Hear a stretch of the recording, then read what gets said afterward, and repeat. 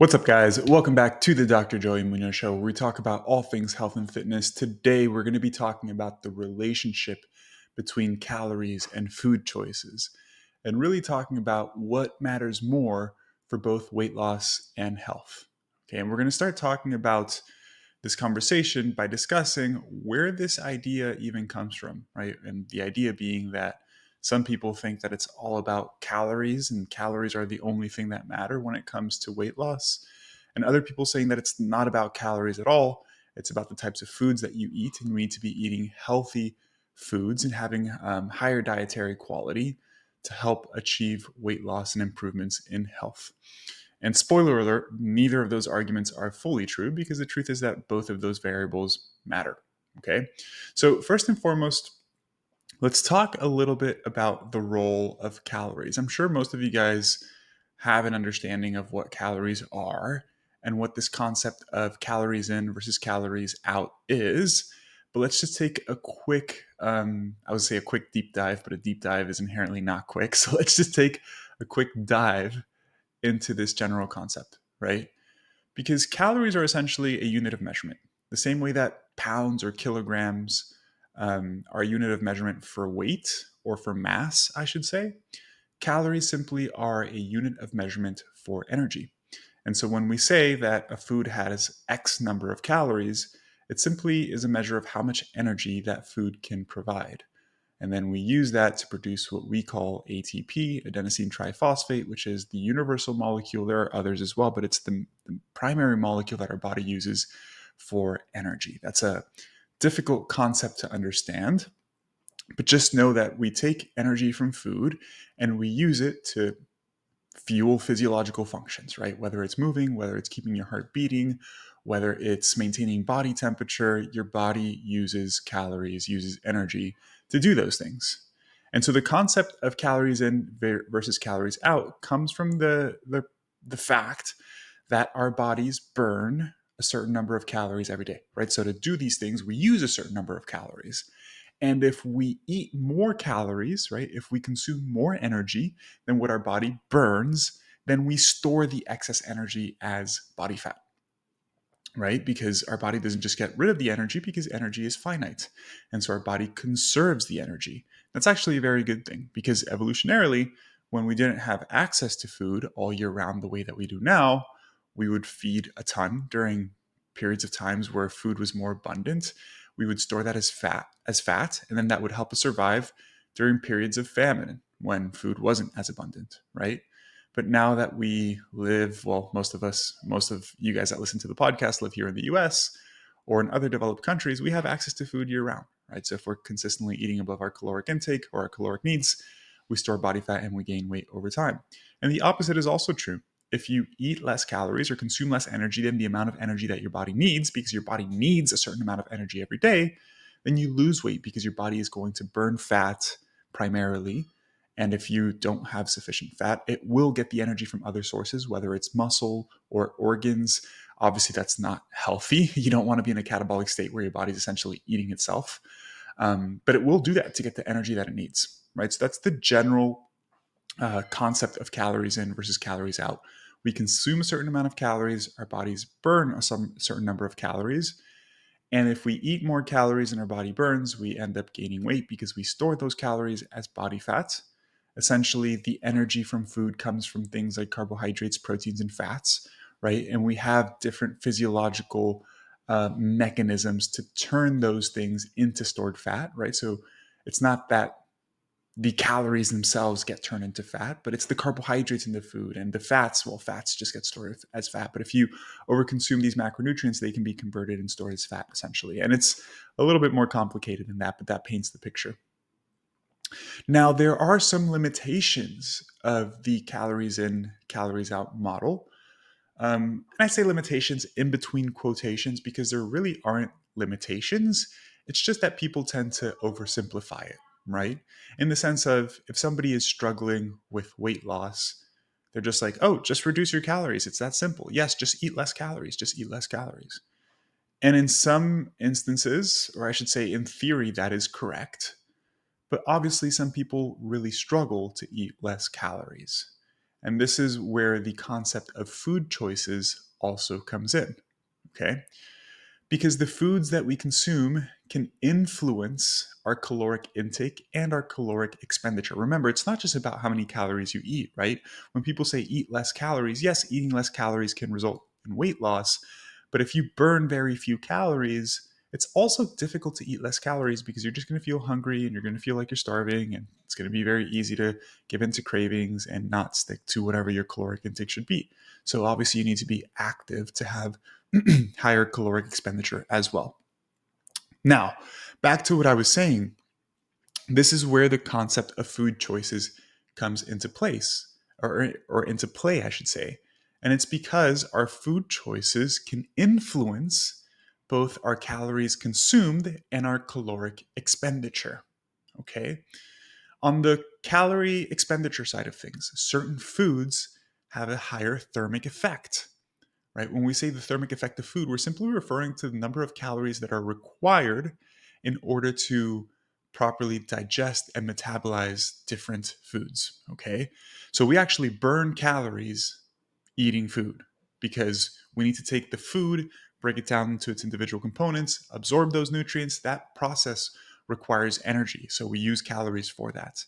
And the truth is that some foods burn more calories than others when we consume them. In general, protein and fiber have a much higher thermic effect.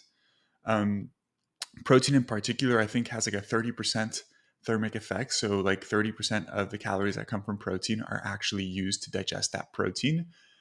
Some foods that are a little bit more difficult to digest, for example, and by the way, guys, these things make a very small difference. But consuming a whole fruit or whole veggies compared to fruit juice, or juicing any sort of food is going to result in probably slightly more calories burned because you need to break down that food, and you're essentially doing that if you juice it, right? So foods in many ways can influence calories out. But more importantly, foods in many ways really influence calories in. This is the biggest thing people need to understand. It's that some foods help you feel more full on lower calories specifically, right? So if you eat more of those foods, it's easier to reduce your caloric intake because you're not as hungry, you have less cravings, etc. All right? There is a classic study done by Kevin Hall, and Kevin Hall is one of the leading researchers in the field of like nutrition and metabolism and body composition and all of that good stuff. And you might have heard me talk about this study before, but essentially they took a group of individuals, and they separated them into two groups. And both groups were allowed to eat as much food as they wanted. They just recorded how much food they consumed. I think it was over a 14-day period. The main difference between the two groups was that one group ate only highly processed foods and the other group only ate minimally processed foods. Okay. But the foods that were presented to them were actually matched for things like protein, sodium, carbohydrates. So they were matched for nutritional value. The only difference between the diets was, again, whole foods versus highly processed foods. And what they showed was that the people who were eating the highly processed foods, on average, ate an additional 500 calories per day, which resulted, I can't remember the exact amount of weight gain, but I think it was probably like 2 or 3 pounds, between 2 to 5 pounds, something like that. But regardless, the exact number doesn't matter. The thing that matters is the fact that like eating highly processed foods has been shown to result in spontaneous increases in caloric intake, whereas eating more whole foods naturally reduces caloric intake. And we can talk about the reasons why, and I can make a whole podcast episode on that. But in general, highly processed foods are more palatable, so they're easier to overconsume. They're hyper palatable. They're really tasty. They're easy to overconsume. So it's easier to eat more calories when you're eating things like chips and ice cream and cookies because they taste really good. Whereas on the other hand, if you're eating whole foods like apples and fruits and lean protein sources and veggies, you're going to feel way more satiated quicker. So you're not going to eat as much. Okay. So in many ways, food choices influence calories. And yes, calories is the overarching principle that really matters, but food choices also really matter. Now, what I want to emphasize here is this whole concept of like needing to eat healthy foods in order to lose weight. All right. Two things I want to talk about. First and foremost, healthy foods can still lead to weight gain. Right. So it's not just about eating healthy foods. Right. We would all agree that things like avocado, eggs, nuts, seeds, freshly squeezed juices, for example, dairy, these are all healthy foods. And I encourage you to eat these on a regular basis. These are healthy foods. That said, they're also relatively calorically dense, even though they're healthy foods and they're minimally processed, right? Eggs and avocados, relatively high in fat. Nuts are high in fat. It's really easy to eat 300 to 500 calories worth of nuts and seeds. Dried fruit, right? Dried cherries, dried apricots. I love dried mangoes. It's really easy to eat a lot of calories with those foods. In fact, I eat a minimally processed diet and I do that and I can gain weight intentionally if I want to. So it's not just about eating healthy foods because the calories still matter. On the flip side, there are highly processed foods that are beneficial for fat loss, right? Protein powders. There are some like bars that are really high in fiber. There are a ton of foods that are on paper processed that can be very beneficial for fat loss simply because they contain the things that are necessary to help with satiety regulation, like protein and fiber, right? So it's not just about eating healthy food. Hey guys, some of you may not know that I'm the scientific advisor for a supplement company called Outwork Nutrition. I help with the formulation of new products to help ensure that they're effective and backed by science. Unlike many other supplement companies out there, we don't rely on exaggerated claims or flashy marketing tactics. Instead, we let the science speak for itself. We take pride in formulating products that deliver real results, helping you achieve your fitness goals in a meaningful way. If you're in the market for supplements like protein powder, pre-workout, or recovery products, make sure to check us out at outworknutrition.com. And as a thank you for being an avid listener of this podcast, use code Joey for an exclusive discount at checkout. You can find the link to our website down in the description of this podcast episode. Remember, our goal is to empower you with science-backed supplements that truly make a difference. Choose Outwork Nutrition and elevate your fitness to new heights. Now, the other thing I really wanted to talk about here is that some people really poorly define healthy. Okay, they're like, eat healthy foods. And then you ask them, what does that mean? And they say that, well, you should be eating organic and you shouldn't be eating anything that's frozen or comes out of a can. You should only buy grass-fed beef. You should only buy pasture-raised eggs, etc.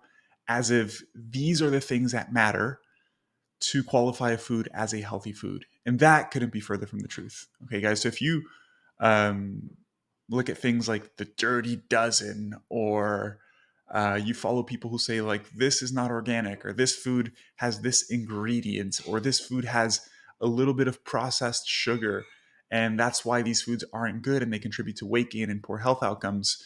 That's just not true. Okay, so don't fall into the trap of thinking healthy needs to be these things, because it doesn't. These are my criteria for what makes a food healthy. Okay, is it minimally processed? Is it high in either protein and fiber?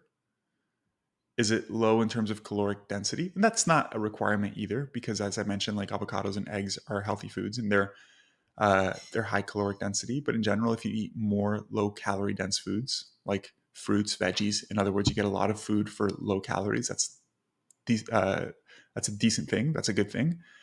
And then, are they nutrient dense? Right? Are they packed with vitamins and minerals? But the most important thing there is just like, is it minimally processed? Is it a whole food? Right? Nuts, beans, seeds, meat, dairy, fruits, veggies, legumes, whole grains. These are all healthy foods. Potatoes, sweet potatoes, etc. These are all healthy foods.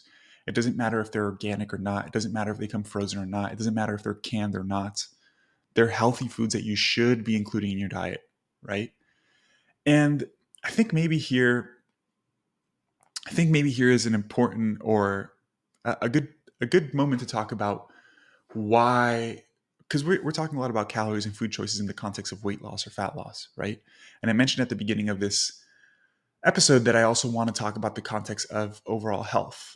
But all these things go hand in hand, right? Weight and body fat go hand in hand with health. There's a reason why Individuals who are obese have a greater risk of developing diseases like diabetes, cardiovascular disease. They have a higher risk of mortality. They have lower life expectancy.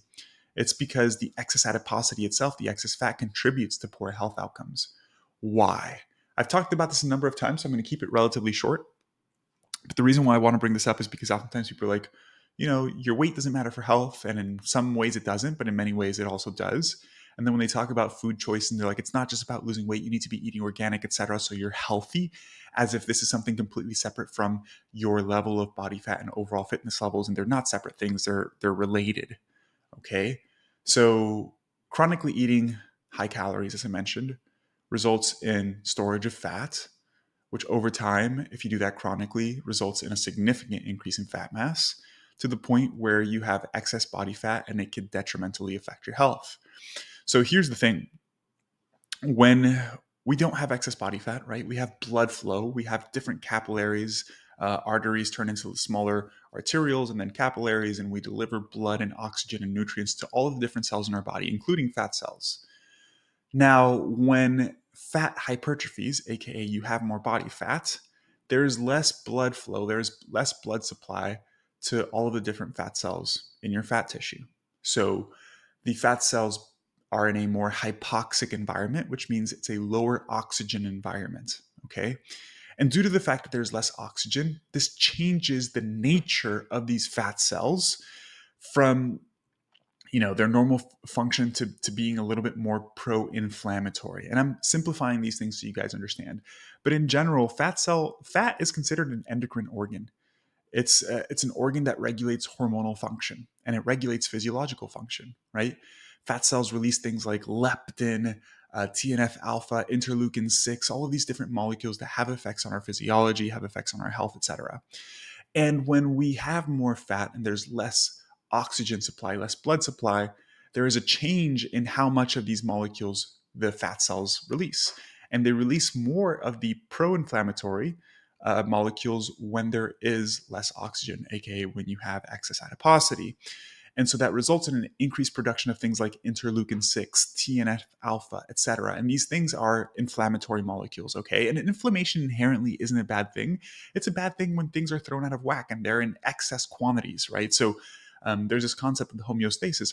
Our bodies try to maintain balance, but when things are out of balance, bad things happen, right? So if we're producing too many of these inflammatory molecules, bad things happen. These molecules can contribute to insulin resistance because mechanistically things like TNF alpha inhibit insulin from working the way that it should. So your body now has to produce more insulin so it has the same function. It can contribute to plaque buildup in your arteries, which is the root cause of cardiovascular disease, right? So in many ways, excess adiposity, right, and this shift to being more pro-inflammatory in terms of like what sort of molecules the fat cells are releasing is the underlying mechanism that contributes to the development of many diseases. And it's why individuals who are overweight or obese have an increased risk of developing diseases and have a reduced lifespan as well, right? So hopefully that makes sense. And you can start to see how all of these variables tie into each other: calories, food choices, excess weight, health, etc. It's not just one or the other. They all really matter, right? You want to be having a healthy diet because a healthy diet helps you naturally regulate your hunger, which helps you naturally regulate your food intake. And your food intake is important because it can help you maintain a healthy body weight and not have excess adiposity. And excess adiposity is important because if you have that, you have this inflammatory state, chronic low-grade inflammation that contributes to the development of disease. So it all goes hand in hand. Okay, so this leads me to my next point, which is that obviously it's important to balance both food quality and calories for regulating your weight, losing body fat if that's your goal, and maintaining good health. And so I want to share with you some actionable tips, and maybe I could just take you through what like a day of eating kind of looks like for me, for each meal in terms of like things that you can include to improve overall dietary quality. So for breakfast, I think it's incredibly helpful to add some fruit to all of your to your breakfast, right? I typically have maybe 4 or 5 whole eggs, and some of you guys may be thinking like, is that good? It depends. Like if you are sensitive to saturated fat and you have high LDL cholesterol, maybe don't be eating 4 or 5 whole eggs. But also, specific food choices don't have that big of an impact on your health related outcomes compared to your body composition, your health status, how physically active you are, etc. So take that with a grain of salt. I eat 4 or 5 whole eggs every morning. I sometimes have some Fairlife milk, which is high protein milk. I might have if I don't have some milk, I have like a side of Greek yogurt to make sure I get 40 or 50 grams of protein. And I have a side of fruit or like some toast. And if I do have toast, I tend to buy some high fiber bread. So that's an example of like a processed food that actually helps with improving overall health because it's high fiber bread. It's Dave's Killer Bread. I was blanking on the name there. Dave's Killer Bread. I tend to have a slice or two of that. It has 5 grams of protein and fiber per slice. Amazing. With lunch, I tend to have 8 to 10 ounces of a protein source, whether that's lean ground beef, some chicken breast or some chicken thigh, some fish. I tend to have 8 to 10 ounces of lean protein with all of those meals. I tend to have some veggies. Sometimes I literally just grab a handful of spring mix. I chop it up. I add a little bit of dressing to it, and I just add it to the meal. So super simple because I like simplicity, and it tastes really good if you just get a good dressing. And this is a really good segue here. But oftentimes people don't eat veggies because they think they taste so bland and boring. Guys, season your food, right? If adding a little bit of dressing, sure, it might add 100 calories to a meal, but if it helps you eat like 2 servings of veggies, please do it, right? Add some sauces. It's okay. Get some low calorie sauces and stuff like that. Make your food taste good so you actually enjoy eating healthy. And so I mentioned 8 to 10 ounces of protein, some veggies, and then I'll have a carb source with that as well. And the main things I typically eat always, and it's just because I prefer them. You don't have to eat these. It's either just white rice, because I love white rice, or a sweet potato, or just some like roasted potatoes. Maybe I have some like butternut squash or something like that, because those are the ones that I like. And that's what I have literally for lunch and dinner 90% of the time. And then for snacks, I'll have like protein powder or some string cheese or a handful of mixed nuts, or a handful of trail mix, that's some nuts and fruits. That's how I tend to eat the vast majority of most days. Then 10% of the time, I go out with my wife and I have some pizza, or I go out with my son and have an ice cream and like not worry about it. So hopefully those tips really help there.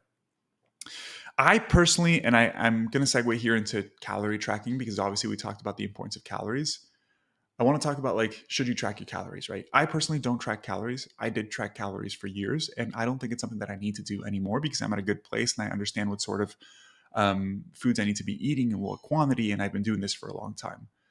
But in terms of should you track calories, if you've never tracked, okay, so if you're just getting started and your diet quality is not the best, I would encourage you to focus on improving the quality of your diet first, right? And improving your lifestyle in general, like start exercising regularly, focus on your sleep, focus on eating more whole foods, minimize highly processed foods, focus on protein and fiber, have 3 to 5 servings of fruits and veggies per day. Do those things first because you want to improve the quality of your diet and the quality of your lifestyle. And if you do those things, you'll probably naturally lose some weight.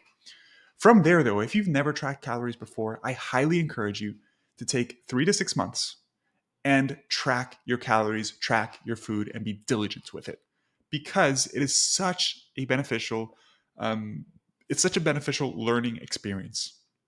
If you've never tracked calories before, it's really hard to understand how many calories are on your plate, or what sort of modifications should you make to your meal so it's less calorie dense or more calorie dense. What sort of foods to choose when you go out to a restaurant, right? So that it fits your caloric needs and you don't have to be worrying about like, is this healthy or unhealthy, right? I do think it's a very, very important practice to go through at least for 3 to 6 months very diligently, right? I usually like to tell people it's the same as like, hey, can you go to class if you're in college or you're in graduate school or whatever, and can you pass a class without studying and taking notes? Sure. But if you study and take notes, you're going to do a lot better. I think tracking calories is very similar to that. Okay. So I do encourage calorie tracking, and with our clients, we teach them how to do that for an not extended period of time. I don't think 3 to 6 months is that long, but for a period of time so that they learn these valuable lessons about nutrition that are difficult to learn unless you take some time to track your calories. All right, guys, and I want to just wrap up this episode by encouraging you guys to adopt a flexible approach, right? Don't be so hyper-focused on just calories that you don't worry about the quality of your diet at all. Because one, it's going to be harder to lose body fat if you're drinking a ton of alcohol and eating a bunch of Snickers and having a bunch of highly processed foods, because you're just tracking calories. You're going to feel hungry all the time. You're going to feel shitty. Your digestion is probably going to be messed up, right? So focus on both. Have a flexible approach. Focus on both calories, but also focus on the quality of your diet, but also be flexible. right? If every once in a while you go out and enjoy some food that isn't the healthiest, that's perfectly fine. I think having flexibility and quote unquote screwing up every once in a while is part of a balanced approach, because we're not fucking robots. And all the people on social media who always say that they never eat this or they never eat that, they either have an eating disorder or they're just full of shit. Everybody has a slice of pizza every once in a while. It's not that big of a deal. Okay. Hopefully, this episode helps give you some perspective on the relationship between calories and food choices, body weight and health, and why all of these variables are important, how they influence each other, and why people who are on social media saying that, like, it's just about calories, eat less, or calories don't matter, it's just about food choices, and you should limit your sugar and this and that. It's just incorrect, because it doesn't take the whole picture into account. And there is a much more nuanced perspective on all of this that's impossible to share in a 60-second video on Instagram, which is why this episode is going on 30 minutes now. But I hope that you found this episode valuable. By the way, guys, today, if you're listening to this live when it comes out, it should be coming out on the 11th of November. Let me double check that really quick. Yeah, it should be coming out on the 11th of November, which is officially the first day of our Black Friday sale with Fit for Life Academy. We're doing something we've never done before. If you apply for coaching between now and the 22nd of November, we are going to give you the rest of the year for free to work with us one-on-one. We acknowledge that a lot of people during this period of time are struggling with their health and fitness because of the holidays. They feel nervous about things like Thanksgiving and Christmas if you celebrate that. Um, and it's overwhelming, right? And New Year's, because you have all of these events and there's all of this food involved. And you might feel like starting a coaching relationship at this moment is not the best time, because all of these difficult situations are coming up. You don't have a clean slate. You probably are spending a lot of money on gifts, and you probably are thinking that you want to wait until the new year. Here's the thing: you can wait until the new year, but you're just going to dig yourself a deeper hole. And coaching is most helpful when you are in difficult situations, because you learn how to navigate those difficult situations effectively. And as a byproduct, when those difficult situations are over, it's that much easier to continue making progress, because you've developed all of your healthy habits and behaviors when times were tough. And for that reason, we're going to give you the rest of the year for free if you sign up with us for 6 months of one-on-one coaching. Okay. So to spell that out for you, today's the 11th. We're going to stop this on the 22nd, and we only have 15 spots for this. If you sign up for 6 months of coaching, it will start on January 1st. Like, your contract will start on January 1st. So you don't pay anything for the remainder of November or December. We're just going to coach you for free. Okay. You obviously have to pay upfront, but we will coach you for free, and then you'll get 6 months of coaching starting January 1st. If that is something that interests you, I encourage you not to wait, because again, we're only doing 15 spots for this. The link to apply is going to be down in the description of this episode. And if you're listening on YouTube, it's in the caption, of course. Just click the link, submit an application. Once you submit an application, we will review it, and we'll get back to you within 24 hours if we think you're a good fit to book a call with us. Okay. So definitely take advantage of that. And if you're not interested, no big deal whatsoever. No offense taken. I still appreciate you supporting and listening to the podcast. If you are a regular listener, I would appreciate if you take a second to like the podcast, or I should say, rate the podcast and leave a review. It really does help me a ton, and it helps me reach more people. I do this completely for free, and it's a very easy way for you guys to show a token of your appreciation, essentially. And if you like this episode, share it on social media and tag me. I'd love to get to know you a little bit more and see who's listening to the podcast out there. With that said, I hope you all have a wonderful week, and I'll catch you in next week's episode. Peace.